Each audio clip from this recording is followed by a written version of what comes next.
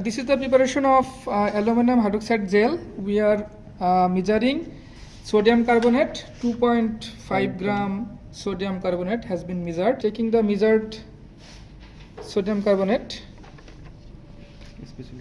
and another beaker. In another beaker we have taken 2.5 gram potash alum. Now we are going to add hot water for dissolving these two reagents. We are measuring 15 ml distilled water for adding this into the sodium carbonate. It is exactly 15 ml now. Now we are going to add this water into the sodium carbonate and we will dissolve this into the sodium carbonate. At first we are going to add little amount of water that will soak this sodium carbonate. Okay.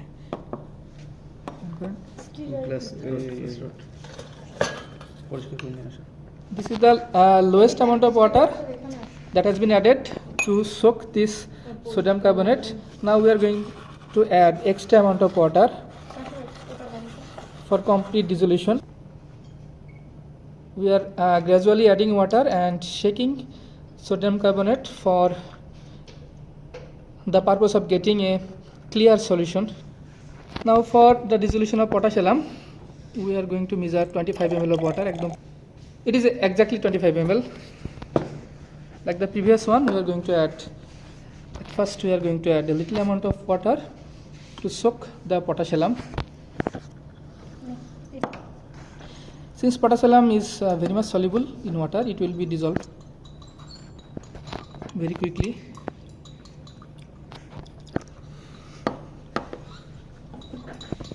Now the task is to completely dissolve potash alum, and sodium carbonate is almost dissolved.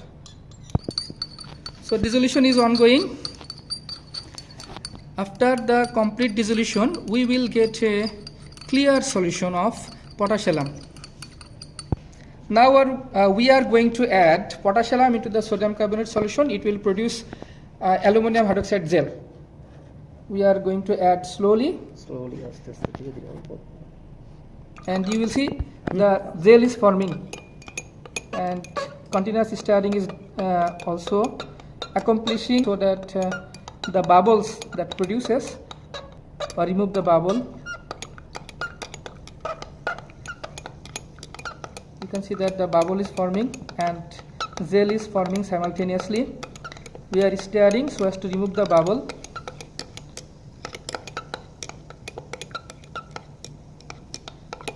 This is the way by which the gel is formed. This gel is aluminum hydroxide gel, and you can listen the fizzing sound arising from the bubbles. Now we are adding 2 ml hot distilled water to remove the gas completely.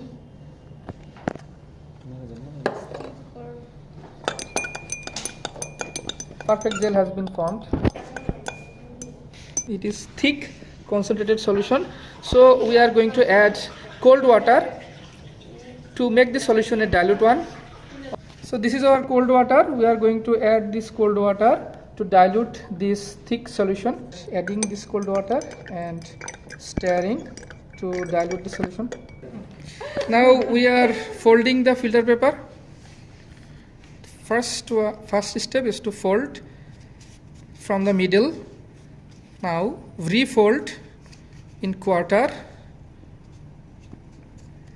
Now separate a portion. It will become a cone shaped one, and we are going to place this into a funnel. Placing has been done.